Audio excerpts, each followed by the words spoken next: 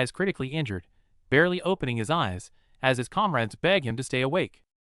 Our boy ignores his own wounds, immediately asking about the battle. Hearing that the terrifying monster is finally dead, a relieved smile breaks through his blood-stained face. Humanity paid a massive price to defeat this beast. As his comrades desperately call for medics, Junwoo just shakes his head. He knows his mangled body is beyond saving. In his final moments, he calmly leaves the team in the hands of his vice leader. With a peaceful apology to his fallen brothers, the first hunter closes his eyes forever. Heartbreaking sobs echo through the dungeon as his comrades kneel around his body, mourning the tragic fall of humanity's greatest hero. Suddenly, a sharp smack shatters the tragic vibe. Fast forward to modern times, a scrawny high schooler also named Kim Junwoo is being mercilessly bullied by classroom thugs. Enduring their sneers and ridiculous demands, this powerless kid has somehow been reduced to a mere errand boy for these delinquents, living an absolutely miserable life. Flashing back to his death, our hero's soul drifts in a void. The supposedly dead monster arrogantly taunts him, igniting his fury. The real threat is just beginning to surface. Even in the void after death, our boy isn't backing down.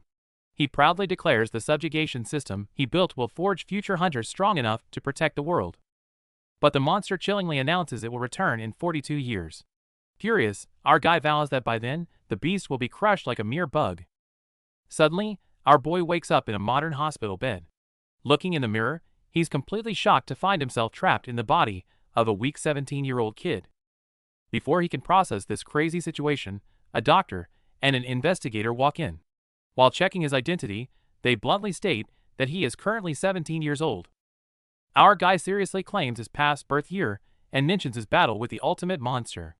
His bizarre words leave them sweating, completely convinced his brain is scrambled. Hearing them whisper and write off his truth as short-term memory loss, our boy doesn't argue back, but silently starts analyzing his bizarre situation. The investigator reveals this body was ambushed yesterday.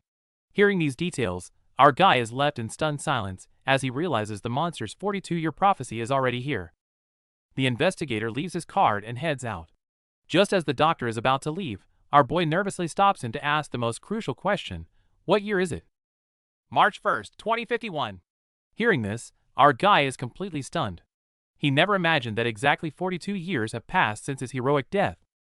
Refusing to believe it, he rushes to the window. But instead of the post-war ruins and starving refugees from his memory, a peaceful, modern metropolis unfolds before his eyes. Watching happy families and people playing badminton on the streets, a massive weight lifts from his shoulders. Realizing his comrades' sacrifices brought true peace, he sheds tears of pure joy. Looking out the window, he starts reminiscing about his old comrades. But just as he sighs at the passage of time, a chilling realization hits him. It's been exactly 42 years. Before he can process it, a violent tremor and blaring alarm shatter the peace. A massive dungeon portal abruptly bursts open right outside the hospital, sending panicked crowds fleeing. Faced with this sudden crisis, our legendary hunter doesn't run away. Instead, he sprints excitedly toward the portal, eager to see how much modern subjugation battles have evolved over 42 years. Hoping to see a modern monster raid, our boy rushes to the scene. But instead of a tense battlefield, he finds a massive crowd casually watching like it's a festival. The official broadcast then announces they will lure the monster outside in 10 minutes. Hearing this absolute insanity, our boy is utterly stunned. Back in his days, he strictly enforced the rule to fight inside the dungeon, knowing a single escaped monster could wipe out an entire city. But these absolute madmen are ignoring the rules and setting up cameras for a live broadcast. This sheer absurdity makes his blood boil. Just as he's about to lose it, the monster roars. Instead of panicking, the crowd erupts into deafening cheers like crazy fans. Bathed in spotlights, the popular idol hunter Go Uchai makes a flashy entrance. Striking a pose for the cameras, she treats the deathly raid like a red carpet event. Seeing this modern hunter craving attention, our guy is completely disgusted. This corrupted era has turned a life-threatening battle into a cheap entertainment show. However, while everyone is busy enjoying this flashy show, the vicious monsters are already bursting through the dungeon's final defense. A ferocious giant wolf suddenly lunges, about to devour the blonde girl on the ground. But just in the nick of time, someone intervenes. With dazzling frost effects, idol hunter Go Uchai makes her grand entrance. She effortlessly swings her ice blade, knocking the massive beast away in style. Instead of running in fear, The crowd cheers wildly like they're at a concert. To them, this isn't a life or death battle, but an entertaining idol show. Eunchai unleashes an overly flashy combo with maximum visual effects, even striking a perfectly choreographed pose upon landing. The giant wolf is instantly frozen solid. Hearing the crowd's crazy cheers, our guy Junwoo completely snaps. He laughs out of pure rage. Turning humanity's survival into a cheap circus act. How is this a monster subjugation? Watching these modern show-offs, Junwoo is pulled back to his past life's hellish battles. His comrades were covered in blood, desperately crying out over his dying body. Even with his last breath, his only concern was that the ultimate beast was destroyed. Realizing their bloody sacrifices have become a cheap cash grab, our boy knows a brutal purge is coming. After 3 years of brutal warfare, our boy the legendary first hunter Kim Junwoo finally defeated the ultimate world-ending beast. Hearing the frantic calls for medics, Junwoo knew his body had reached its limit. Half of his torso was already reduced to ashes. With his last breath, he entrusted the future to his comrades. For the hero, there was no fear, only relief at reuniting with his fallen brothers. Amidst the agonizing cries of his team, the great pioneer who built the modern subjugation system closed his eyes forever. This should have been an epic ending. But shockingly, Junwoo reincarnated 42 years later into a bullied high schooler who shares his exact name. Facing these arrogant bullies, the former strongest hunter had to force a smile and act as their errand boy. Talk about a massive downgrade. Why hide his strength? Recalling his past death, his soul had drifted in the void as the beast mocked that humanity was doomed without him. Furious, our boy fired back. He declared that his meticulously crafted combat system would ensure future hunters grew even stronger. But the monster's final words were chilling. It prophesied its resurrection in exactly 42 years to test this future. And now time is up. Haunted by the brutal memory of perishing alongside the ultimate beast, our boy suddenly snaps his eyes open. Waking up totally confused, he finds himself in an unfamiliar hospital instead of the afterlife. What's crazier is that the face on the screen isn't his younger self at all. Before he can process this absurd situation, a doctor and a detective walk in, saying they need to question him about an assault case. When the detective verifies his ID, our guy bluntly states he was born in 1975, even seriously recounting his glorious battle against the apocalyptic beast. Hearing this wild talk, the two men sweat profusely. Looking at the high schooler with the same name, they conclude the poor kid was beaten into severe delusions. Unable to get any details about the late-night attack, the detective sighs in defeat. He hands over a business card, telling our boy to call if anything comes to mind. Watching them prepare to leave, our guy's brain works in overdrive. Desperate to find out how long he's been asleep, he quickly calls out to the doctor. Hearing the doctor say it's 2051 leaves our boy in absolute shock. Unable to process the truth, he stumbles to the window and tears the curtains open. In his memories, Seoul was a ruined wasteland filled with refugees. But the bustling, modern city right before his eyes leaves him utterly speechless. Watching the peaceful, happy crowds below, tears of relief well up in his eyes. He takes a deep breath, silently hoping his old comrades are still alive. But the relief is short-lived. A terrifying realization hits him. 42 years have passed, making this the exact year the apocalyptic disaster was prophesied to return. As if on cue, blaring disaster alarms shatter the peace. A massive energy portal suddenly tears open outside the hospital, sending terrified civilians running for their lives. Instead of panicking, our guy rushes out, thrilled to see modern hunters in action. But when he hits the street, he's absolutely baffled. The crowd is casually watching the portal like a show. What is going on? Hearing the announcement that they were going to lure the monster out, our boy is absolutely stunned and then furious. In his past life, letting a monster into the city meant mass destruction. Fighting inside the dungeon is the absolute golden rule. Seeing these people completely ignore the safety rules, he curses at them, trying his best to stop this absolute madness. But the scene is set up exactly like a reality show, complete with cameras. Seeing this life-threatening absurdity, he roars in frustration. His warnings are completely drowned out. Instead of running for their lives, the crowd is screaming a specific name in a total frenzy. With a flashy entrance, the top idol hunter Go Eun-chai appears, even casually striking a pose for the cameras before the fight. Our boy is left entirely speechless by this girl treating a deadly battle like a fashion walk. Meanwhile, Eun-chai smoothly activates her system skills. Just as the hype reaches its absolute peak, a massive, lightning-wreathed wolf finally steps out of the abyss with a deafening roar. Meanwhile, the modern hunters are facing off against a giant wolf. But instead of a life-or-death battle, they treat it like a runway show, smiling for the cameras while unleashing flashy, over-the-top magic. As the crowd goes wild, our boy is hit by a heavy wave of nostalgia. Back in his day, being a hunter actually meant protecting the innocent and making real sacrifices. With a ridiculously exaggerated burst of ice, the beast is defeated. True to her brand, the idol hunter gracefully strikes a perfect victory pose right next to the monster's frozen corpse.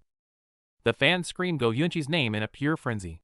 Watching this absurd circus, our boy lets out a hollow laugh before genuine, terrifying anger takes over. Is this what they call a raid now? Standing there in disbelief, he realizes how deeply the hunter system is rotted. What used to be a deadly battlefield is now just a cheap entertainment show filled with rookies obsessed with stream views. Unable to stomach another second of this garbage, our boy steps up and starts yelling. Security tries to shut him down, but he furiously screams right back, demanding to know what the hell they think they're doing. While the crowd eagerly watches the hunt like a live reality show, our boy acutely senses the fatal danger hidden behind these flashy moves. Seeing the completely exposed rear formation, our guy loses his temper. He furiously yells at them for recklessly pulling monsters into a crowded street, exposing their so-called subjugation. Publicly criticized, the idol hunter Go Eunchai is not having it. She arrogantly tries to lecture this unruly student with the shallow theories she learned at the academy. Hearing her confidently talk about real combat, our veteran boy finds it purely laughable. His contemptuous attitude thoroughly infuriates the proud girl. Before things can escalate, security guards step in and drag our boy away. Even while forcefully removed, he mercilessly mocks her pathetic combat skills. Watching him being dragged away, Eunchai lets out a disdainful sneer, unaware that our boy's heart has just sunk to absolute rock bottom. Slumping on a bench alone, our boy falls into deep despair. With modern hunters degraded to this pathetic state, the world will surely face doomsday when the apocalyptic beast revives. Just when he feels completely cornered, a sudden realization hits him. If modern hunters are useless, he just needs to gather his loyal old squad from his past life. There's still a chance. Our boy was scratching his head over how to find his old comrades, when he suddenly remembered that punk mentioning a hunter academy. It hit him like a truck.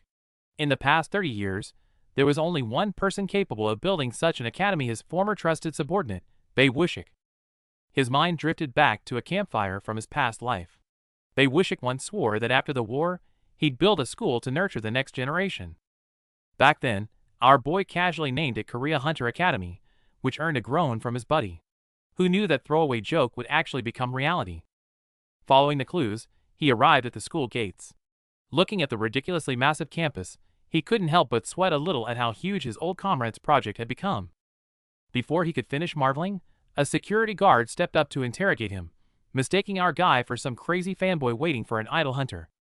About to get kicked out, he quickly asked for Bei Wushik. Now the guard was stunned. Why was this random kid casually naming their esteemed chairman?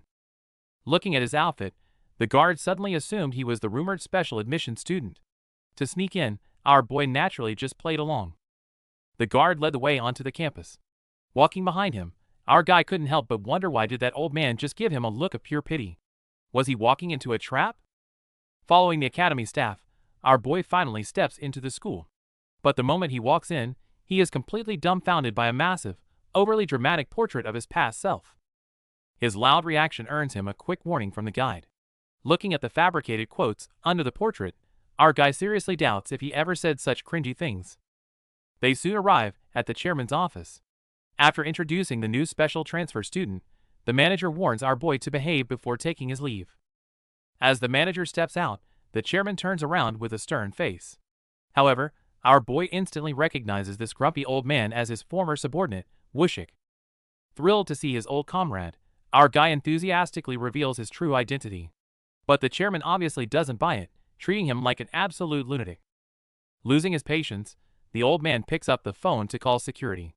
To prove himself, our boy casually drops some juicy gossip from their past, instantly striking a nerve. The furious chairman lunges forward and grabs our boy by the collar. Instead of panicking, our guy just smiles helplessly. It seems convincing his old buddy will take some effort. Facing his old comrade's rough interrogation, our boy doesn't panic at all, but smiles calmly instead. Dropping his timid high schooler act, he reprimands the old man in a terrifyingly familiar tone. Along with that bone-chilling lecture, his overwhelming past life aura instantly erupts. Seeing the overlapping illusion before him, the white-haired academy chairman tears up, screaming that long-lost title leader in absolute disbelief. Time rewinds 40 years to the subjugation camp. An infected man, desperate to get antibiotics for his brother, takes an innocent girl hostage and screams frantically at the guards. Just when everyone is at a loss, our boy the then army leader steps up himself. He walks forward expressionlessly, his intense pressure scaring the hostage-taker into a cold sweat. Our guy just releases his aura, making everyone present struggle to breathe. Faced with the frantic threat of come closer and she dies, he simply stops and coldly spreads his hands. Not only does he disregard the hostage's life, but he delivers a soul-crushing question. If you do anything to save your family, why are you hesitating to kill her? The original legend's extreme pragmatism is fully unveiled here. In this ruined world, our boy's past self delivers a harsh truth to his squad. If they want to save anyone, they must be prepared to take a life, without hesitation. Driven to madness after failing his hostage attempt, the desperate survivor frantically swings his blade. However, his uncoordinated and rage-fueled attacks mean absolutely nothing in the face of true power. Barely breaking a sweat, our boy effortlessly catches the incoming strike barehanded. With a swift twist of the wrist, he flips the attacker into the air, sending him plummeting. Refusing to accept defeat, the battered attacker leaps up for one final, desperate plunge. Seeing that unbreakable fighting spirit, our guy just smirks in approval and activates his weapon. Blocking the lethal strike with sheer energy, our boy charges up an ultra-compressed blast at his fingertips. A simple flick unleashes a devastating shockwave that craters the attacker into the pavement. Having subdued the wild threat, our guy casually turns to his subordinate standing on the ruins. Hearing his name called, Byungmin instantly stiffens up in nervous anticipation of his orders. Instead of an execution, our boy unexpectedly orders them to gather antibiotics and rescue the attacker's sister. This shocks Byungmin, as risking their lives traveling over 100 kilometers for a potentially infected stranger sounds like sheer madness.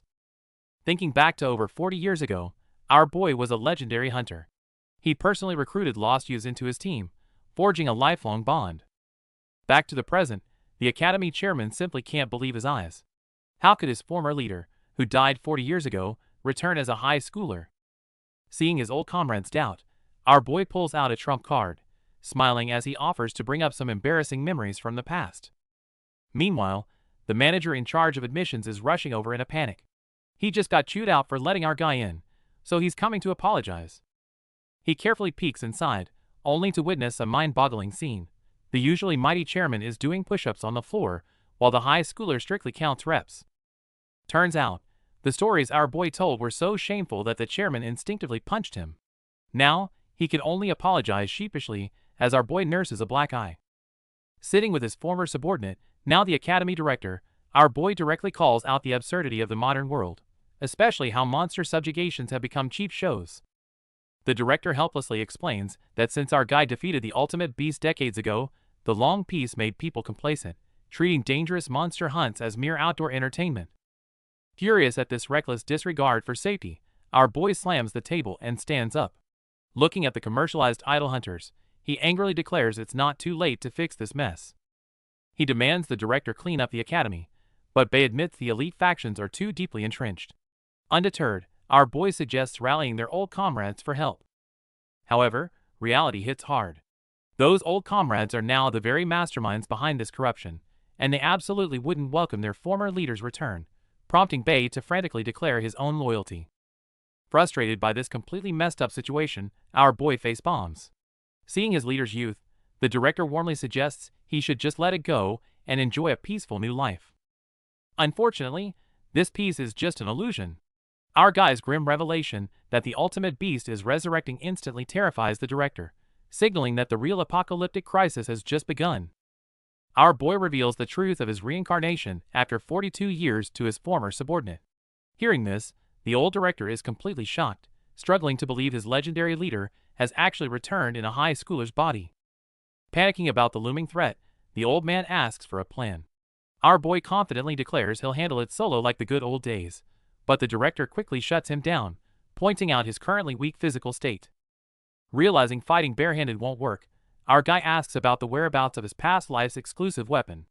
The director gravely informs him that the legendary blade is now securely stored at the association's headquarters. To his surprise, the current person in charge is their old junior Go Sukdu. Our guy smiles, thinking it'll be an easy favor, but the director sighs, warning that their once loyal subordinate might be the last person who wants him back. Frustrated that asking directly isn't an option, our guy scratches his head. The director quickly suggests a workaround. Go Sukdu is fiercely overprotective of his granddaughter, who happens to attend this very academy. Winning her over might be the key. Thinking it's a solid plan, our boy asks for her name. However, as a familiar, arrogant figure slowly pops into his mind, a deep sense of dread begins to wash over him. Realizing the granddaughter is the idol hunter Go Eun-chai, our boy immediately starts sweating. He had just harshly scolded her for that flashy public hunt. Now, before even getting his weapon, he's completely offended his only ticket to it. Facing President Bei's panicked questions about yesterday's conflict, our boy scratches his head, assuring him that he only lost his temper a bit without hurting anyone. Learning that his past life weapon is kept by high-ranking officials, our guy firmly demands an application form, deciding to infiltrate the academy as a special student. Hearing Bei frantically tease him about his actual age, our guy just pinches his nose. He's not here to make friends, planning to leave the moment he reclaims his weapon.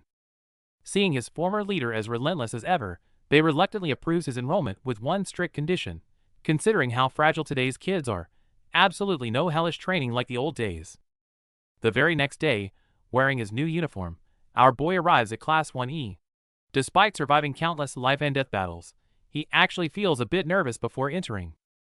Just as he secretly plans how to keep a low profile, a cold voice complains from behind, nearly shattering his carefully prepared disguise on the spot.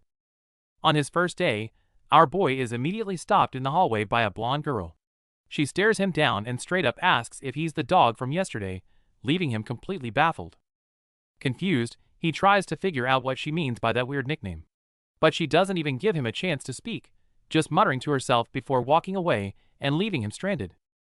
Still full of questions, our guy pushes open his new classroom door, only to step into an even weirder vibe. The room goes dead silent as everyone stares, secretly whispering rumors about what happened yesterday. Surrounded by nosy stares, our boy decides to completely ignore them and head straight to his seat. He thought this elite hunter academy would be intense, but it feels surprisingly ordinary. However, things get weird again when he spots a massive, flashy bouquet on his desk. It's a congratulatory gift from his former subordinate, Director Bei. Our boy can only sigh at the old man's overly dramatic welcome. Just as he's wondering what to do with the flowers, the classroom door is violently kicked open. An arrogant delinquent storms in, loudly cursing about being dragged to school so early in the morning. The noisy intruder is in the middle of his tantrum when he suddenly spots our boy. A wicked smirk spreads across his face as he finds his new target, completely unaware of the absolute monster he's about to mess with. In the classroom, a light brown-haired bully swaggers over to our boy's desk, maliciously bringing up yesterday's clash with the idol hunter, Go Eun-chai. It turns out the footage of yesterday's incident has already gone viral online. Our boy finally realizes why everyone was giving him weird looks all morning. The bully arrogantly extends his hand, introducing himself as Oh Jusiok with a condescending smirk. Unfazed, our guy shakes it and calmly states his name, Kim Ju-woo. Hearing the name, Jusiok freezes before bursting into hysterical laughter. He ruthlessly mocks our boy, joking that his parents must be delusional to name him after the legendary savior. After laughing his head off, the jerk suddenly changes the subject. Leaning in with a creepy smirk, he starts asking sleazy questions and making inappropriate comments about Yuji's body. Pointing at his head, he complains about her terrible personality and fierce eyes, shamelessly adding that if it weren't for those flaws, she'd actually be his exact type. Right in the middle of his rant, a blonde classmate named Go Ayan crosses her arms and roasts him without hesitation. Before you judge someone else's looks, why don't you look in a mirror? Humiliated in public, Jusiok instantly loses his temper. But Ayan isn't intimidated at all, easily shutting him down by reminding him that they're all just the same lowly class E outcasts anyway. In the classroom, the arrogant bully is right in the blonde girl's face, relentlessly mocking her for dropping down to Class E despite her family's connections. But before he can finish his threats, he's suddenly sent crashing to the floor. The unexpected impact leaves the entire class completely stunned. The one who kicked him is none other than our boy. Looking down at the confused bully, he coldly asks if he needs another kick to understand what just happened. The bully scrambles to his feet, trying to play it cool at first, but completely loses his temper a second later, screaming that he's going to beat our guy to a pulp. Facing such a cheap threat, our boy bursts into laughter. His smile quickly fades into a chilling glare, because threatening a former legendary hunter with death is nothing but a joke. The furious bully lunges forward with a wild punch. But in our guy's eyes, this sloppy attack full of blind spots is just painfully pathetic. Just as our boy is about to teach him a lesson, the homeroom teacher arrives and interrupts the clash.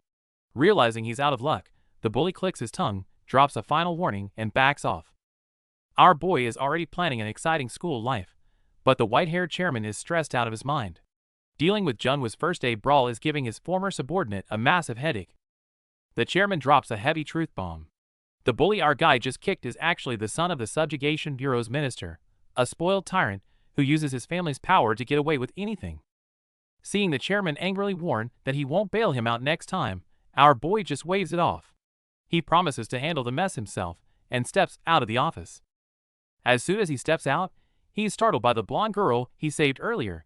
She asks why he provoked such a dangerous guy, but our boy flips the question, asking why she stood up when the bully was only trash-talking Go Chai.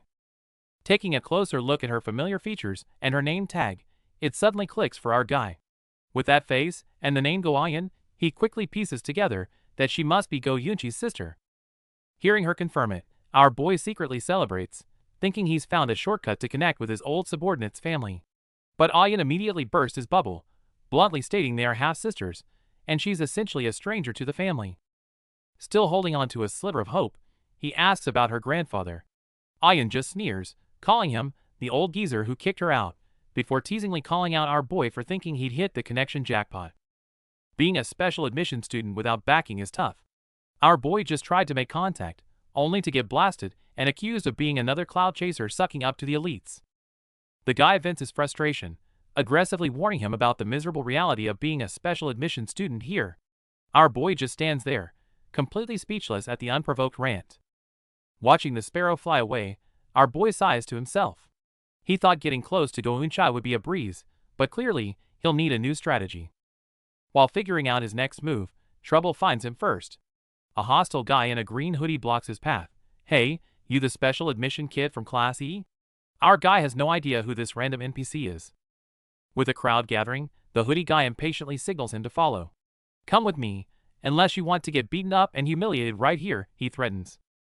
Not wanting to cause a scene, our boy plays along and follows them to a sketchy old building.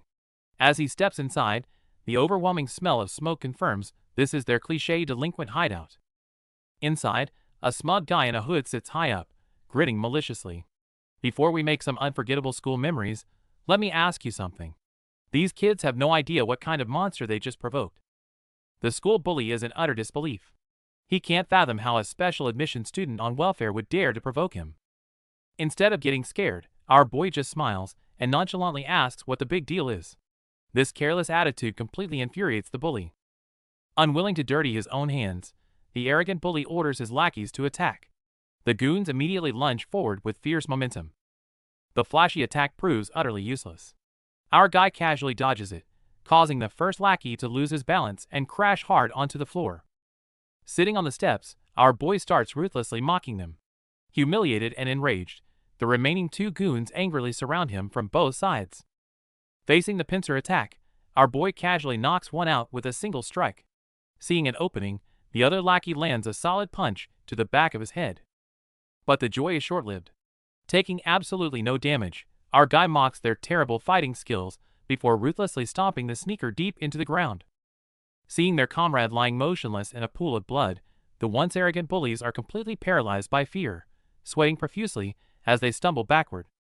Dropping his harmless facade, our boy flashes a menacing smile. He's more than ready to give these arrogant brats a truly unforgettable high school memory. Just as this one-sided beatdown is about to unfold, a blonde girl is seen walking down the corridor with a confident smile, slowly approaching the scene. Rumors are flying around the academy. The students are already writing off our boy, completely convinced that getting targeted by the school bully means his time here is basically over. But reality hits completely differently. With his hands still casually in his pockets, our boy effortlessly drops one of the goons. Furious, the bully desperately orders the rest to attack. Your physical ability and mentality are literally at a kid's level. Our guy's eyes glow with a terrifying aura. Sweating bullets from the pressure, the panicked bully orders them to use their skills. Terrified of expulsion but forced by their boss, the lackeys activate high-level power-boosting bracelets. As they writhe in pain to forcefully draw out the energy, our boy just watches them coldly. Ignoring the risk of getting caught during his probation, the desperate bully smirks as he activates his own energy. With his D-rank skill finally unlocked, the real beatdown is about to begin. As the system lifts the skill restriction, the purple-haired bully summons a glowing trident, arrogantly mocking our boy for being a useless weakling. But the bully's smirk fades fast. Our boy casually grabs a broomstick, coldly mocking his opponent's ignorance for not realizing he's already using a skill. Armed with a simple broom, our guy easily dominates the room. He glares coldly, harshly scolding the bully for daring to use skills on people outside a dungeon. Meanwhile, the teachers are gossiping. Seeing our boy assigned to the worst class, they assume he's just a talentless troublemaker picking fights with bullies. Just as the homeroom teacher sighs in despair, a colleague drops a massive bombshell. Our boy's true entrance rank is the legendary excluded from evaluation. The teacher is absolutely stunned. This title is strictly reserved for geniuses whose combat power is immeasurable, putting him on par with the Academy's absolute elite. Confused, she asks why such a prodigy was thrown into the lowest class. The colleague whispers that it was the chairman's direct order to keep him hidden. Before they can even process this news, the door bursts open. A panicked Ayan rushes in, shouting that our boy has gotten himself into a serious situation. Facing a relentless barrage of attacks, our boy effortlessly blocks everything with just a broken broom. The villain is left totally dumbfounded, wondering why his top-tier skill can't even chop through some old wood. Frustrated, the school bully teleports behind and points his spear at our guy's neck. But without even turning around, our boy calmly roasts him, saying you shouldn't just swing a high-grade weapon around blindly. And used to being lectured, the arrogant bully snaps back. But our guy casually parries the strikes while giving him a literal combat lesson, mocking him for using an epic spear like a cheap fly swatter. You see, this spear is a top-tier cheat item gifted by his powerful official dad, which let him rule the academy. Seeing his biggest source of pride get absolutely trashed, the bully is completely losing his mind. Before he can even react, our guy barehandedly grabs the spear tip and instantly disarms him. Hearing the system alert, the villain collapses, forced to watch his own weapon pointed right at his head. Watch closely, kid. This is how you use a weapon. The moment he unleashes a fraction of his true power, the terrifying aura literally turns the sky black outside, leaving everyone in pure shock. As the tide turns, everyone is left in shock. The menacing shadow minions that once surrounded them have vanished into thin air. The bully is completely dumbfounded. Wielding the stolen trident, our boy uses a suffocating purple aura, unleashing the weapon's true, terrifying power. Crushed by our boy's apocalyptic pressure, the once arrogant bully instantly loses his nerve, falling to his knees and begging for mercy in sheer despair. However, just at that moment, the 1-minute trial limit expires. The system forcibly seals the high-tier weapon, and the heavy atmosphere finally begins to fade. Even though the aura is gone, the bully's mind is completely broken as he foams at the mouth. Our boy sighs, and gives him a light kick to wake him up. Watching the shivering mess violently backing away, our boy crosses his arms, and glares down coldly. The real interrogation is only just beginning. Facing these reckless bullies, our boy is furious. He coldly demands to know if they think using skills on regular people comes without consequences. His terrifying aura has the bullies trembling. But just when everyone thinks he's going to wipe them out, our guy suddenly tells them to hit him with everything they've got. Knowing he can't expose his true strength, our boy provokes them. Backed into a corner, the chubby kid screams and throws a full-power punch to avoid getting punished. With a heavy thud, our boy takes the hit and collapses in a pool of blood. The homeroom teacher arrives, absolutely furious that they would gang up on a new transfer student. The actual bully stands there completely bewildered, since that pool of blood is from when he got beaten up earlier. Oblivious, the teacher quickly orders Go Ayan to take our boy to the infirmary. Walking down the empty hallway, our guy wipes the blood from his mouth, cursing how weak this new body is. He barely tanked such a sloppy punch. He tries to play the victim, but Ayan isn't buying it. She bluntly tells him to drop the act she saw exactly how he crushed everyone in that room just moments ago. Meanwhile, Go Ayan is searching everywhere for our boy. As she peeks through the gym window, she accidentally witnesses his terrifying combat skills, leaving her completely speechless. Shocked by his power, she questions why someone with his talent is stuck in Class E. Our guy just wipes the blood off his face and coldly tells her to forget everything she saw, insisting he only wants a low-profile life. To keep her quiet, our boy even humbles himself and formally apologizes for judging her earlier. However, Ayan doesn't miss a beat. She immediately begs him to help her run for the student council. Turns out, without family backing, she can't find a guarantor. She even promises to do anything he wants if he helps, but our battered guy just wants to reach the infirmary and flat out rejects her. Our guy is confused why she is so obsessed since she was kicked out of her family. Ayan tearfully admits it's the only way to see her arrogant sister again. Right at this touching moment, our boy suddenly coughs up a massive amount of blood. Lost in her sadness, Ayan thinks he simply refuses to help and is about to give up. But she turns around only to realize our guy has reached his absolute limit and collapses to the ground, leaving her completely panicked. Meanwhile, an emergency teachers meeting is urgently convened at the Hunter Academy to address a recent and severe violent incident on campus. The faculty is absolutely furious. Using combat skills on a fellow student is a strict taboo, and they urge the chairman to handle it impartially. When Chairman Bei hears that the victim is our boy, he breaks into a cold sweat, frantically double-checking if Junwoo actually let himself get beaten up. Relieved that Junwoo took the hit without destroying the school, the chairman sighs deeply. He then sternly declares that the attacker must be formally expelled. Just then, the corrupt teacher Cha Junmin interrupts the discussion. With a hypocritical smile, he smoothly argues that expulsion is far too harsh of a punishment. Ignoring Ms. Yang's angry protests, Cha releases an oppressive aura, shamelessly arguing that a talented student's future shouldn't be ruined over a minor mistake. He casually suggests a mere 1-week suspension instead. Seeing the tense standoff, the headache-ridden chairman decides to postpone the final verdict and adjourns the meeting. Meanwhile, the corrupt teacher Cha Junmin is secretly plotting with higher-ups. They plan to secure the student council spot for a bully, and use the upcoming evaluation to eliminate our boy. Back in the classroom, our boy is bored out of his mind. It's been 3 days, and he hasn't learned anything useful or caught a single glimpse of Go Eun-chai. Suddenly, a fist smacks the back of his head. A group of arrogant bullies surrounds him, mocking him and demanding he act as their personal Wi-Fi hotspot and snack fetcher. On the surface, our guy looks like a pathetic errand boy obediently following them out. But in reality, a terrifying smirk is creeping onto his face. The scene cuts, and those tough bullies are now kneeling and sweating bullets. Turns out, our boy ordered them to put on this bullying act to keep a low profile. Faced with our boy's terrifying glare, the trembling lackeys quickly report their findings. It seems the elusive Go Eun-chai rarely shows up to school, and has basically zero friends. Our guy walks on, quietly plotting his next move. He figures that a student council member named Kim Jong-yoon is the only useful lead to break the current deadlock. Meanwhile, the villain boss is throwing a massive fit over his failure to track down our boy. Looking at his beaten-up lackeys, he angrily demands solid intel for next time. Back to our boy, Go Ayan quickly bursts his bubble, claiming it's impossible to casually meet the student council. Our guy is genuinely confused as to why a mere student group is acting so high and mighty. Seeing his confusion, Ayan patiently explains the harsh reality. In this academy, student council members are elite hunters from prestigious families, holding ultimate privilege that even teachers fear. Our boy concludes that these elites operate on a completely different level. Taking the chance, Ayan eagerly steps up again, persistently begging him to help her secure a spot in that exclusive circle. But our boy isn't buying it. He ruthlessly uses her own words against her, pointing out that with her current lack of skills and background, dreaming of the council is a total joke. Seeing her refuse to back down, our guy drops the playful act. He glares down at her with a chilling gaze, strictly warning that learning from him could easily cost her life.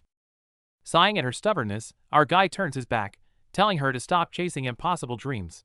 Unfazed, Ayan bluntly states she would rather die than give up on her goal. Facing his resistance, she goes all out. With teary eyes, she practically begs him to teach her everything he knows. Her absolute, do-or-die resolve proves she is truly ready for his hellish training. Facing Go Ayan's fierce declaration to endure any training, our boy simply brushes her off and walks away. The proud girl ends up frantically chasing him down the hallway. Looking at the stubborn girl waving outside the window, our guy is reminded of his past comrades. He secretly thinks her potential might actually prove to be useful. Back in Class E, their homeroom teacher strictly reminds everyone to take the upcoming monthly evaluation seriously, even though it's mostly a basic written exam. Suddenly, the corrupt teacher Cha Jun-min interrupts with a bombshell. With a sneaky smile, he announces that the first-year evaluation will be replaced with a practical exam in a real dungeon. The classroom immediately erupts in shock. Not only are the students terrified, but their homeroom teacher fiercely protests that sending inexperienced Class E kids into a real dungeon is basically murder. However, Cha Jun-min shamelessly uses avoiding discrimination as an excuse to shut down any protests. Our boy sharply realizes that forcing untrained students to hunt monsters is an absolutely ridiculous trap. Seeing Cha Jun-min hypocritically suggest they can give up if they're scared before smugly walking away, our guy instantly sees through the cheap provocation. As the villain leaves, our boy's eyes turn icy cold. He knows perfectly well that a mere teacher couldn't change the exam rules alone. The real deadly threat hiding in the shadows is just beginning to surface. With the Minister of the Subjugation Bureau pulling strings, the exam system has been rigged. Facing this conspiracy, our boy heads straight to the chairman's office. While Chairman Wushik is stressing out over the blatant blacklisting, our guy is just chilling on the sofa. Since the villains are using fairness as an excuse, he'll just have to play along. He can't enter a dungeon empty-handed, so our boy casually asks his old subordinate for a weapon. The old man waves his hands, swearing he doesn't have anything dangerous. Our boy obviously doesn't buy that. He narrows his eyes and grabs the old man's hand. Lo and behold, there's a glowing ring right on his finger. It's the ring of Patelis. Wushik has been wearing it out of habit for nearly 50 years to mourn his fallen leader. Just as the old man starts getting nostalgic, our boy ruthlessly snaps him out of it and forcefully yanks the ring off, pocketing it with a satisfied grin. Poor Wushik is left completely helpless. Armed with a rusty ring that wouldn't even rank as E-class, our boy heads for the door without fear. But just then, Wushik suddenly calls out to him with one last message. Meanwhile, after an unpleasant secret meeting, the corrupt teacher Cha Jun-min walks down the hallway, secretly plotting his next scheme. He arrives at the student council's special department room, only to be completely taken aback when he pushes the door open. Sitting inside is none other than Go Eun-chai, the idol hunter who is usually too busy to show up at school. After exchanging some passive-aggressive remarks, Jun-min steps up to the desk, trying hard to suppress his annoyance with the arrogant girl. He tosses a file onto the desk, stating that the first-year practical exam is approaching, and he needs a council member to act as a field evaluator. This is clearly a trap meant for our boy. But Eun-chai doesn't even bat an eye, flatly refusing due to her packed schedule, and coldly suggesting he cancel the exam altogether. Her dismissive attitude finally makes Jun-min snap. He yells at her, trying to guilt-trip her by bringing up his past support. But Eun-chai doesn't buy it at all. She ruthlessly shuts him down by bringing up her grandfather's authority as chairman, leaving Jun-min absolutely furious. Just as tensions peak, a cheerful greeting interrupts them. Caught off guard by another student entering, Jun-min nervously wipes his sweat and awkwardly changes the subject. Stepping up, Ayan volunteers to help with the test preparations. The corrupt teacher Jun-min finds her troublesome, but plays along for now to avoid exposing his traps. Meanwhile, Eun-chai surprisingly cancels her subjugation stream to stay at school. Staring intently at the screen, she vows to stop the past dungeon tragedy from repeating itself. Jong-yoon then drops a bombshell. He reveals our boy crushed the school bully and holds an exempt rank. This hidden truth instantly piques Yoonchi's curiosity. Back on the field, the practical test begins. While the top classes are eager to show off, our boy is the only one from his class. Flying solo just means less dead weight for a legend. Just then, a kind-hearted classmate offers to join the deadly test. Knowing the true horrors of a dungeon, our guy harshly yells at the naive rookie to back off. Kindness gets you killed down there. Ayan knows this exam is rigged to make Class E quit. But with her eyes set on the student council, failing is simply not an option. The corrupt teacher Cha Jun-min soon announces the rules. The exam requires teams of 8 to clear a low-risk dungeon, giving them an hour to strategize. Next, Kim Jong-yoon makes a flashy entrance as the exam assistant. While the crowd cheers, that familiar name definitely catches our boy's attention. Using Class E's small size as an excuse, Cha blatantly assigns our boy and Ayan to a team filled with hostile, delinquent-looking students. Ayan is completely speechless at her new teammates' terrible acting and constant whining. They even arrogantly declare they'll just pretend the duo doesn't exist. Just as Ayan is about to snap, our guy holds her back. To him, useless teammates staying out of the way is actually better. He just wants the dungeon intel. Confidently handing over a tablet, the punks freeze when the screen shows absolutely nothing. They were so busy acting tough that they forgot to prepare, instantly turning on each other. While they're still bickering, the proctors rush them in. Completely unprepared and divided, this messy team is forced to step through the portal into the unknown.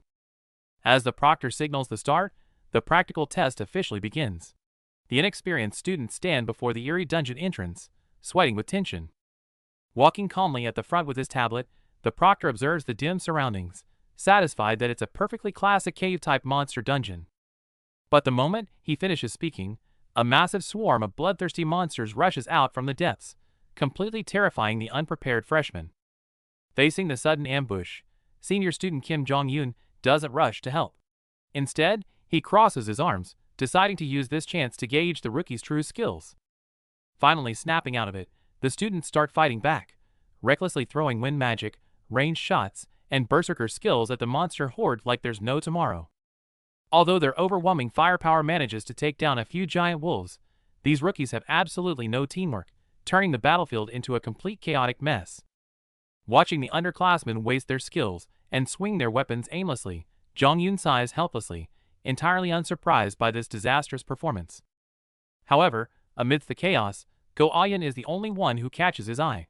She calmly unleashes her azure flame magic, piercing right through the giant wolf with deadly precision.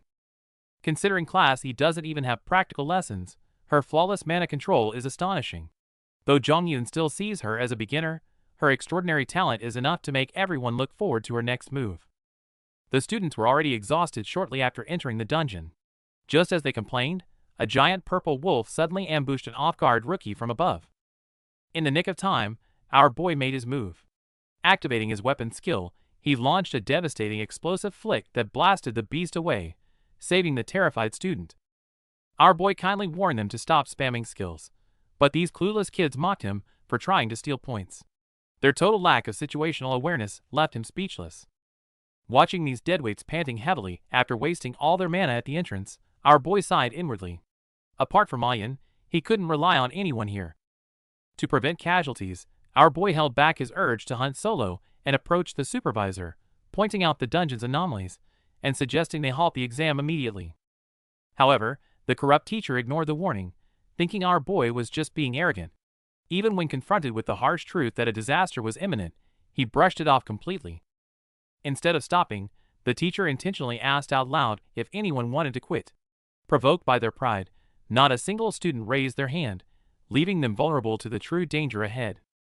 Senior Kim Jong-un expertly handles the nervous students, sharply warning the troublemakers not to drag the team down, while smilingly reassuring the rest not to worry too much. Seeing their nervous faces, Jong-un proudly promises to step in if things get dangerous. His words finally give the freshmen some peace of mind. After a long trek, the team finally reaches the boss room. But standing before the intimidating doors, the once-eager students freeze in fear. Sighing at the terrified freshman, Jong-un decides to open the door himself. However, the stubborn Ayan steps up, insisting that they face it together. The heavy doors are pushed open, but the sight inside makes everyone gasp. The terrifying boss monster they were supposed to fight is already dead in a pool of blood. Shocked by the dead beast, the students wonder if they entered the wrong dungeon. Jong-un checks his tablet, confirming this is definitely a deadly active dungeon. Just then, they spot a figure casually crouching over the corpse. It's our boy. Realizing the situation is out of control, Jong-un immediately orders an emergency retreat. A severe dungeon interference shatters the peace as a terrifying green rank boss suddenly breaks through. The sheer presence of the beast leaves everyone frozen in absolute terror. A green rank monster in a purple rank zone is a complete disaster. Panic ensues as the terrified students desperately scramble toward the exit to save their lives. Staring down the menacing three-tailed feline, senior student Jong-un knows this is incredibly bad. If left unchecked, this monster will slaughter everyone in the room. With the beast blocking their escape, Jong-un refuses to run. He bravely steps up, shielding the terrified underclassmen behind him and preparing to face the monster. Activating his C-rank system, he unleashes a barrage of golden energy blades to stall the beast. However, against a green rank boss, his attacks barely leave a scratch. Knowing he can't win alone, Jong-un desperately calls out to our boy for help. Jun-woo is totally caught off guard. Why rely on the class underdog? Struggling against the boss, Jong-yoon drops a bombshell. He's secretly looked into our boy. He already knows this supposedly weak freshman is hiding some truly monstrous power. Sirens blare in the monitoring room. While the staff sweats over the red alert screens, the executive confirms the impossible our boy's power is entirely off the charts, earning him the legendary exempt from evaluation rank. Faced with this game-breaking result, the staff suggests hiding it under the academy's corrupt rules. But the executive smiles bitterly, reporting this unbelievable data is the only fair duty he has left. Back in the dangerous dungeon exam, a giant wolf beast goes on a rampage. Just as other students are about to be crushed, Kim Jong-un from the student council steps up to face the monster head-on. Real combat is merciless. The giant wolf attacks with overwhelming force. Despite dodging and fighting back, Jong-un gets blasted high into the air by the beast's absolute brute strength. But the descendant of a legend refuses to yield. Mid-air, his eyes glow with intense power as he stabilizes himself, landing right on the beast's head for a desperate counterattack. Jong-un's spectacular fighting leaves the hiding students in absolute awe. But when they eagerly turn to look for our boy's heroic figure, they see something completely ridiculous. The rumored overpowered special student is just hopping around the edges, completely slacking off. Everyone is speechless, utterly convinced that he's just a shameless fraud who bought his way in. Seeing the situation spiral, our boy knows he can't just stand by anymore. He quickly devises a plan to intervene from the shadows.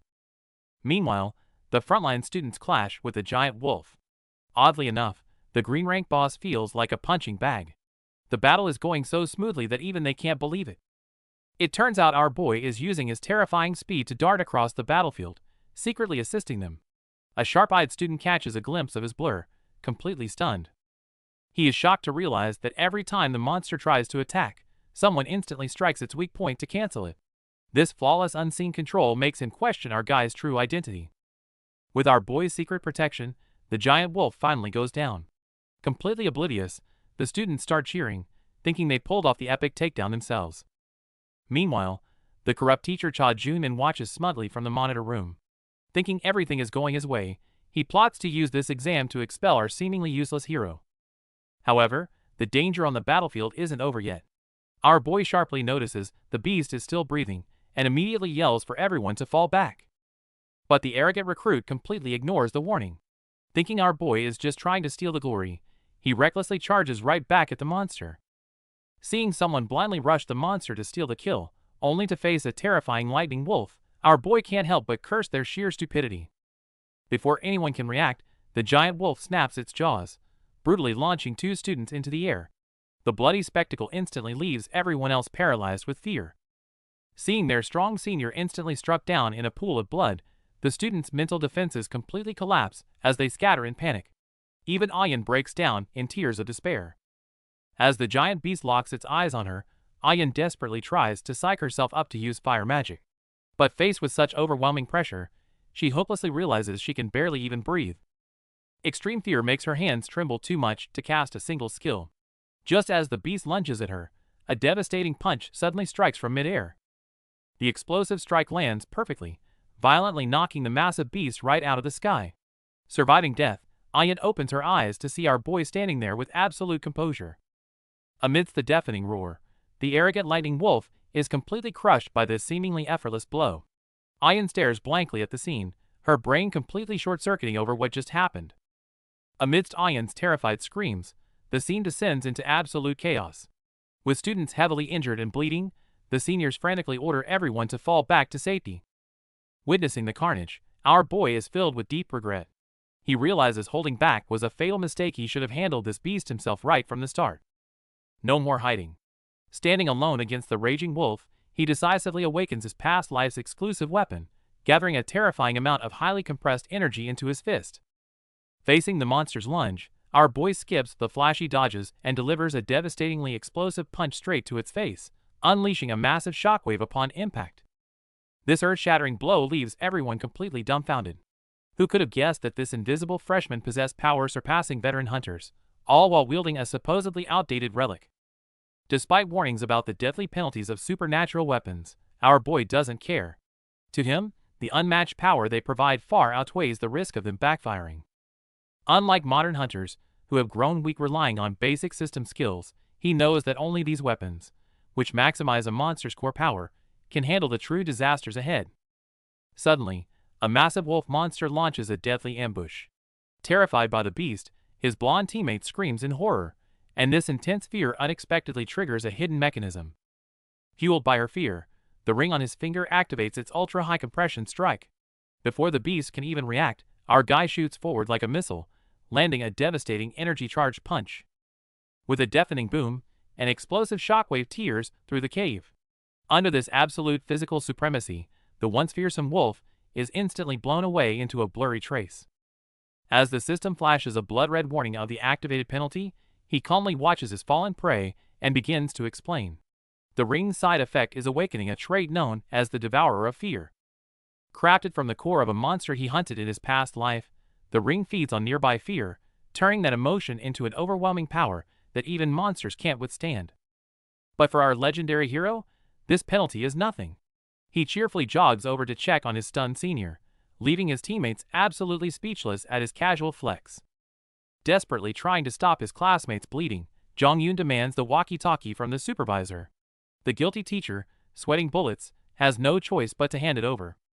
Snatching the walkie-talkie, Jong-Yoon immediately reports the horrific situation to the headquarters. With his comrade dying, he shouts desperately for a rescue team. Seeing the corrupt teacher showing zero remorse, and instead yelling to dodge responsibility, our boy finally snaps. He delivers a brutal punch, sending the scum flying. The disgraced teacher yells furiously, trying to use his authority. But our boy just glares down at him with a deathly gaze, shutting him up instantly with a chilling warning. Soon after, the rescue team finally arrives. As the injured student is hurried away, the heavy atmosphere lingers over the devastated forest. Arriving at the scene, the chairman sighs deeply. He knows our boy's decision to reveal his power to save lives means the corrupt elites will soon target him. But our guy couldn't care less. Thinking of the innocent 19-year-old who lost an arm due to their schemes, his blood boils. He vows to destroy the entire corrupt system if this ever happens again. Back in the office, Jong-Yoon steps up to protect our boy, delivering a stern warning to the higher-ups. Faced with this pressure, the executives have no choice but to back down temporarily. Next up, the gray-haired executive calls in the corrupt teacher Cha. Unbelievably, this guy still has the nerve to make excuses, claiming the sudden practical test was just to solve educational inequality. This absolute nonsense infuriates the executive, who slams the desk and bluntly calls out his plot to eliminate our boy. The sudden directness makes the usually slick teacher Cha break into a cold sweat. However, this old fox quickly regains his composure. He shamelessly emphasizes that all test procedures followed the manual, trying to use technicalities to cover up his blatant setup. When questioned about the absurd difficulty, Cha even fires back, noting that the chairman approved the test himself, writing off any casualties as accidents. This airtight deflection leaves the executive speechless. Left with no choice, the executive helplessly tells him to submit a report. Cha smugly adjusts his collar, thinking he got away with it again. But just as he turns to leave, the executive calls him out. He delivers a chilling warning. The one he truly fears isn't some corrupt official, but our boy himself, who radiates the exact same terrifying aura as the original legendary hero from 40 years ago. If this happens again, I won't be able to save you. Seeing the dead serious look in the executive's eyes, Cha's smile completely freezes as a shiver of pure dread runs down his spine. Meanwhile, the corrupt teacher Cha nervously reports to the Parents Association over the phone. Hearing that the dungeon incident has been covered up internally, he lets out a sigh of relief. However, the higher-up abruptly changes his tone, sternly warning him that the student council spots are already rigged, and demanding he clean up the mess with the special admission student. Cha can only nod obediently. After hanging up, Cha breaks out in a cold sweat. Recalling our boy's terrifying strength, he knows he's dealing with a monster. Still, to protect his status, he vows to eliminate him. Cut to the hospital. Our boy, who was just fighting monsters like a god of war, is now screaming in pain while a nurse treats his wounds, creating a hilarious contrast. Watching his dramatic reaction, the blonde senior can't help but mock him. Our boy doesn't argue back, only sighing inwardly. It seems his new body is really struggling after not using supernatural weapons for so long. Fed up with the senior pestering him every day for help with the student council election, our guy rubs his head in annoyance. He ruthlessly rejects her on the spot, making it clear he has no time for such drama. Pushing the door open, our boy and Ayan arrive at the hospital to check on Jong-Yoon. Despite his severe injuries, the guy is surprisingly upbeat, even joking about his pain. Recalling their previous ordeal, Ian can't help but complain about the coward who ran away without a word of thanks after being saved. Jong-yoon brushes it off with a smile. Deep down, he holds immense respect for our boy's rare courage to risk everything to save others. Getting down to business, Jong-yoon drops his smile and warns them that joining the student council will be incredibly difficult. Ian assumes it's because they're in Class E. Jong-yoon shakes his head and reveals the existence of the Parents Association. This group of elites has already rigged the system, reserving all 5 student council spots for their own kids. Hearing this, our boy and Ian finally realize the truth. The seemingly fair selection process is nothing but a rigged game controlled by the rich. When Ian suspects him of using connections too, Jong-yoon frantically waves his hands, explaining he only got in as a backup because a spot coincidentally opened up. Our boy sharpens his gaze, catching the dark implication. Could that open spot mean a student died in the process? His piercing question instantly freezes the room. The blonde senior tries to talk Ian out of the student council race, warning her it's too dangerous.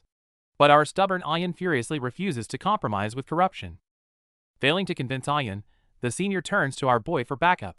But Jung-woo coldly states he's only focused on the apocalyptic crisis unless he can meet Go Eun-chae. He has no time for school drama. Speak of the devil. Accompanied by gasps of surprise, the popular idol Go Eun-chae actually makes her entrance. It turns out she just dropped by to visit the senior today. Seeing his target deliver herself right to his doorstep, our guy is thrilled. He immediately puts on a friendly smile and steps up to greet her. However, Eun-chae just gives him a passing glance and a quick remark before turning her cold gaze straight to her bitter rival, the blonde senior. With old grudges resurfacing, the tension between the two girls instantly hits freezing point. The terrifying standoff leaves our boy completely dumbfounded on the sidelines. After that chaotic showdown, the meeting naturally ends in failure. Back in his room, our boy casually admits to his roommate that things didn't go well at all. But our guy hasn't given up. He takes the chance to ask about Yoonji's relationship with her grandfather. Hearing that they only maintain a superficial bond, Jungwoo's mind immediately starts brewing a new plan. In the hospital room, our boy and his companion are brainstorming. They thought about getting Eun-chae to ask the chairman for a favor, but that's a dead end. However, his companion mentions the only thing that might catch the spoiled girl's interest, getting Go Ian to drop out. Hearing this, our boy is completely stunned. Eun-chae clearly resents her half-sister. When his companion cautiously suggests actually making Ian drop out, our guy falls silent, refusing to easily sell out his own ally.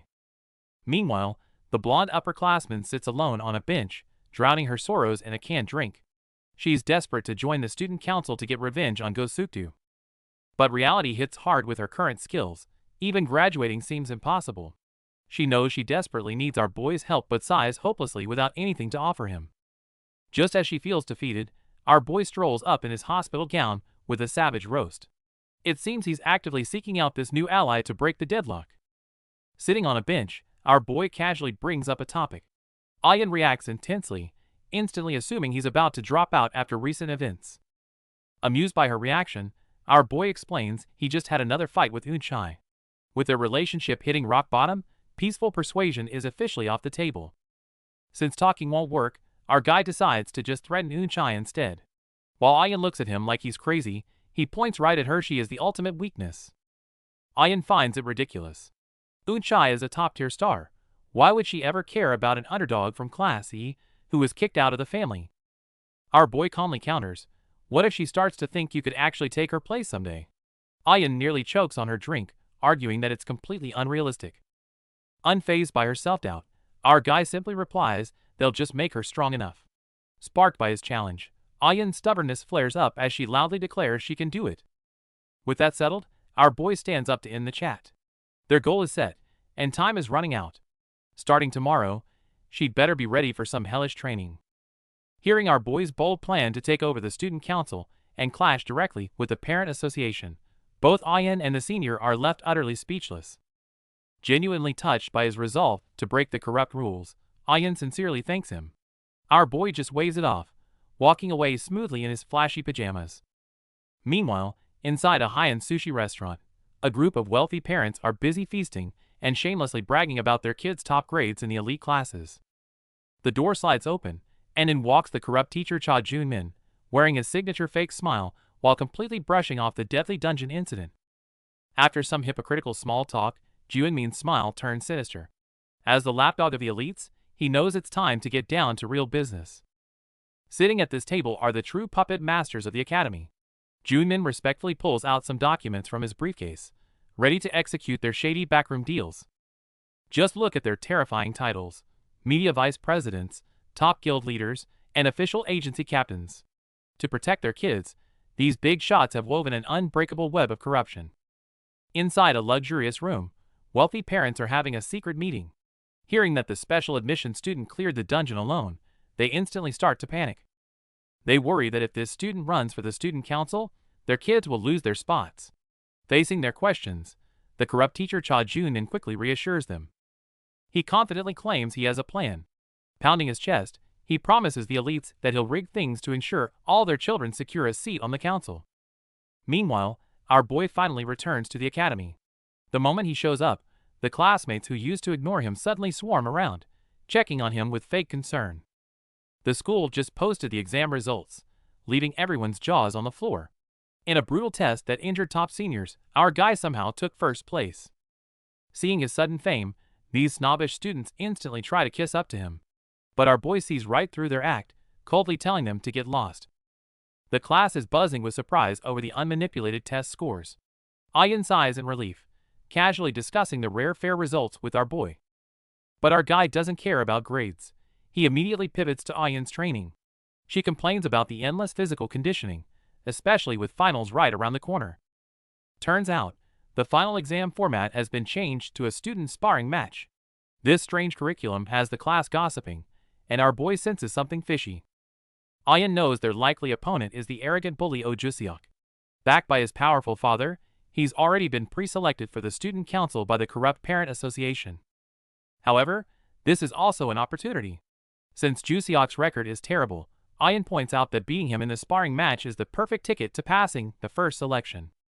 Noticing her hesitation, our boy gives her a terrifying glare that instantly makes her vow to win. Pleased with her spirit, he adds hellish martial arts training to her schedule. When he casually asks her to recruit some friends, Ayan completely breaks down in tears. She furiously yells back, pointing out that he's just as much of a friendless loner as she is. Caught off guard, our boy awkwardly mutters about having the elderly chairman as a friend. Faced with this messy situation, he can only cross his arms and hope for the best. Meanwhile, Ayan and her classmates sense a fleeting oddity, but assuming it's just their imagination, they quickly brush it off. Cutting to the hospital, Jong-yoon sits bored on his bed, casually scrolling through his phone, and missing the lively company of his juniors. Just then, the door opens. A warm voice calls out, instantly bringing a surprised and happy smile to Jong-yoon's face as his father walks in. His dad got off work early and brought a fruit basket. Hearing that his son is recovering well finally puts his worried mind at ease. Chatting away, his dad brings up Jong-yoon's grandfather, a legendary hunter who never gave up even after losing his arm, always believing there's a way as long as you're alive. Fueled by that same spirit, his dad eagerly pulls out a secret document. He's been quietly investigating the incident from 2 years ago, trying to expose the parent association's dirty tricks. But instead of being supportive, Jong-yoon completely loses his temper. He angrily yells that digging into the powerful parent association already got his dad fired and ruined their entire family. Stunned by his son's harsh words, the father freezes. But before Jong-yoon can even finish his sentence, his dad suddenly collapses in agonizing pain, leaving Jong-yoon absolutely terrified. Meanwhile, Kim Jong-yoon, the grandson of a legendary hunter, is drowning in despair. Having lost his chance to be a hunter, he refuses to hear any more about his grandfather or those 40-year-old tales. Back to our boy, who sent a few flunkies to gather intel on the student council election to help Ayan. Unfortunately, these guys are pretty useless and came back empty-handed. Even so, our guy decides to tip them for their efforts. Putting on an elder's air, he generously hands over the cash, insisting this fortune is enough for the three of them to treat themselves. However, staring at that single 1,001 bill, the three lackeys are left absolutely speechless. Little do they know, to our reincarnated ancient hero, this amount used to feel like enough to buy the world. After dismissing his lackeys, our boy starts plotting for the final exams. With Ayan on her own for the written test, the only way to crush the school bully, Oh Juseok, is to dominate the combat trials. Just as he's stressing over finding a secret training spot, a familiar voice calls out. It's Senior Jong-yoon, who enthusiastically greets him and asks about his progress in training Ian, catching our boy completely off guard. Though fighting the parent association seems crazy, our boy's teammates quickly find their courage when remembering how they survived the deadly dungeon together. Flashing back to that nightmarish dungeon experience, the senior student can't help but wish our boy had been around to save them 2 years ago. To return the life-saving favor, the senior steps up and generously offers our guy's team full access to his private training gym. Meanwhile, in the counseling room, the corrupt teacher is busy putting immense psychological pressure on the recently disciplined school bully. Hearing that our boy is secretly an exempt-level powerhouse and planning to run for the student council, the bully instantly starts sweating bullets. Seeing the bully completely break down, the sly teacher seizes the chance to hand him leaked exam papers, clearly plotting another dirty trick against our boy. To completely crush our boy in the upcoming sparring match, the villains are plotting in secret, with the suited man claiming he has the perfect plan ready. He reveals an unregistered B rank arc. Considering most students are only D rank, this high-level gear is an absolute game changer. Seeing this rare equipment meant for active hunters, the school bully is thrilled, calling it a total cheat code for the upcoming match. To help him master this new power, they even bring in a heavyweight helper. The door opens to reveal the school's popular idol hunter, Go Eun-chae. It turns out our boy's confident attitude had already ticked off the proud idol. To crush him, she agrees to be the bully's coach, cementing the villain's alliance. Meanwhile, our boy isn't slacking off either. He's putting his ally through a merciless Spartan-style training session, beating her back so hard that even the room's bed takes collateral damage. The sparring session is getting intense, but Ayan is finally fed up with being a punching bag. Seeing everyone else use flashy magic, she angrily asks our guy if he's messing with her. Hearing her complaints, our boy sighs and decides to show her the power gap. He tells her to attack him with skills, leaving Ayan stunned and worried she might accidentally kill him. Pushed by our guy, Ayan decides to stop holding back. Activating her system, she engulfs her fist in scorching azure flames and charges forward, no longer caring about the consequences. With a blinding blue flash, Ayan throws a magic-infused punch. To test her actual combat level, our boy doesn't fight back, simply sliding backward to defend against her fierce attacks. Fired up, Ayan fights more aggressively.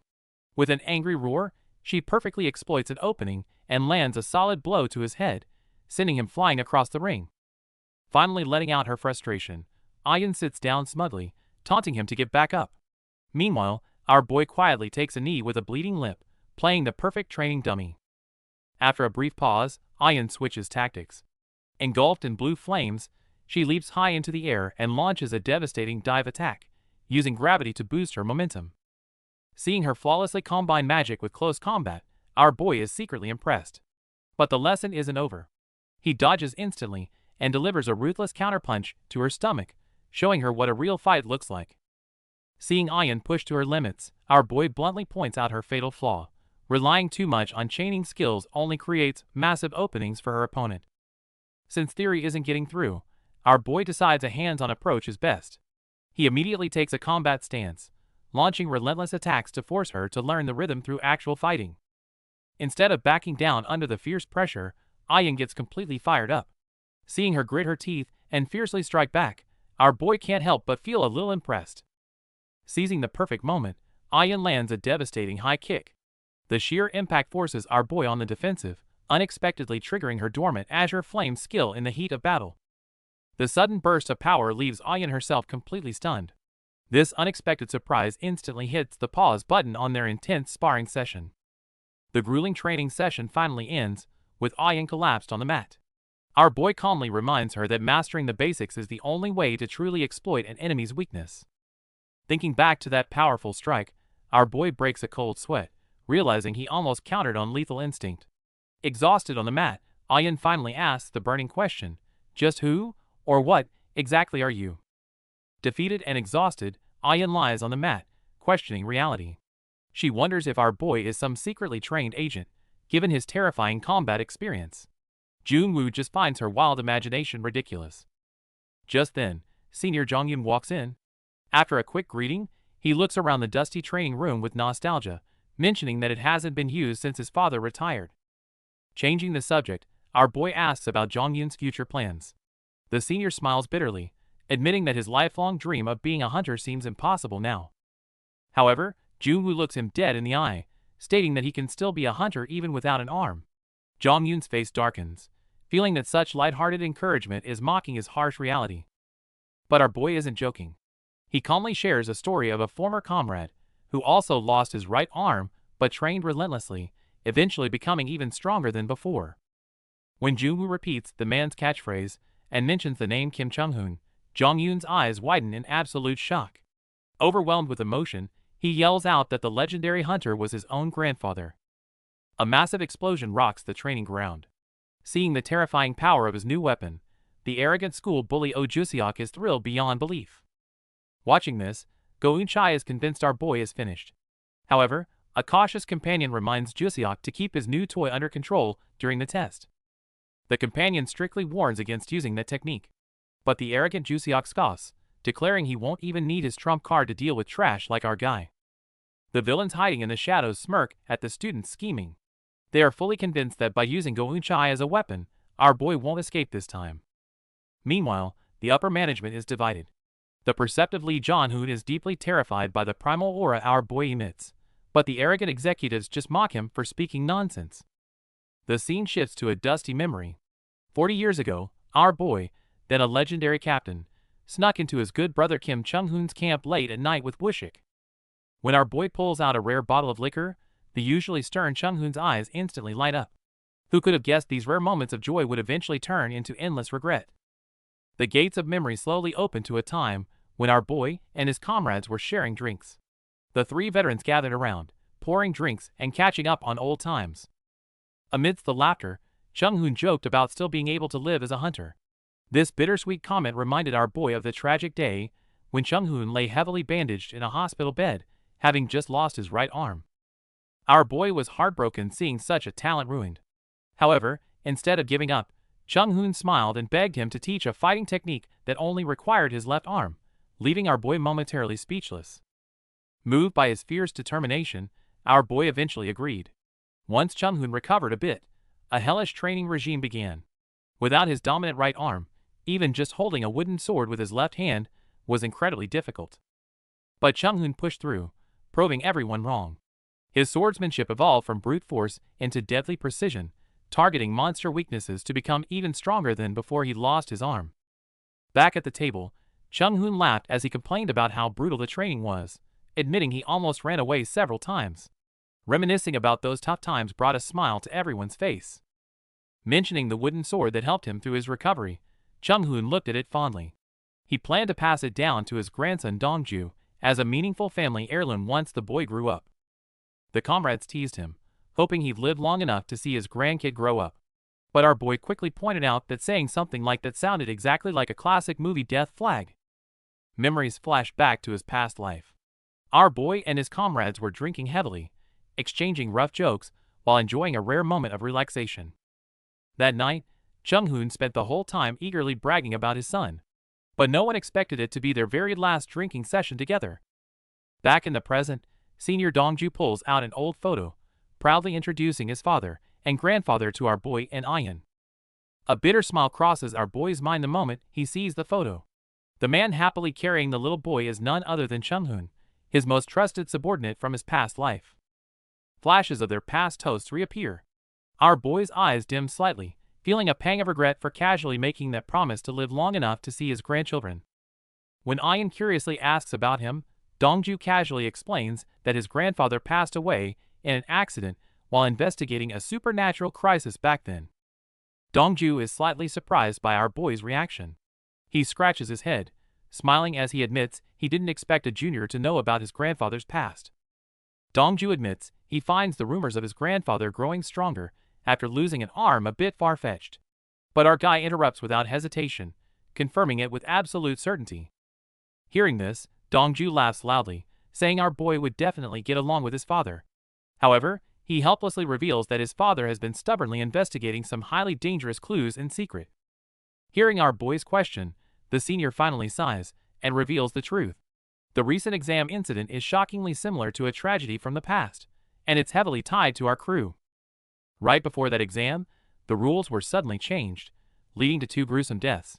The only police officer brave enough to fight the corrupt parent association was ruthlessly fired. Ironically, the parent association's nominees never even took the exam, while the senior eventually joined the student council. The guilt of not reaching out back then has haunted him ever since. Our boy immediately connects the dots. That's exactly why the senior risked his life to save the junior last time. He simply couldn't stomach watching another person die in front of him. Just then, our boy's eyes lock onto an old wooden sword in the corner. The senior explains it's his grandfather's only memento. Our guy instantly recognizes it as his past comrade's exclusive weapon. Tracing the familiar weapon filled with memories, our boy's gaze deepens. Without hesitation, he asks the senior if he could borrow this wooden sword. Facing the senior's confusion, our guy smirks and drops a challenge. You always thought your grandpa's legends were exaggerated, right? Come watch my next sparring exam, and I'll prove to you they are all true. The written exams officially begin. But our boy is sweating bullets, staring at the paper, realizing that decades of fighting monsters didn't exactly prepare him for high school academics. On the flip side, the usually arrogant bully Ojusiak is writing furiously. Our guy knows perfectly well that these privileged kids definitely memorized the stolen answers beforehand. Our boy figures he doesn't need to worry about Ayan's grades.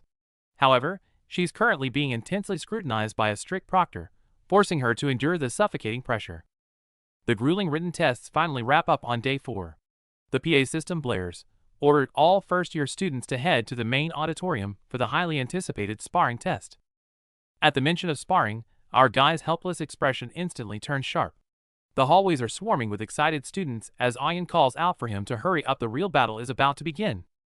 But when they step inside, the sight leaves them completely speechless. The massive arena is packed with cheering crowds and professional camera crews, making it look more like a flashy entertainment spectacle than a school exam.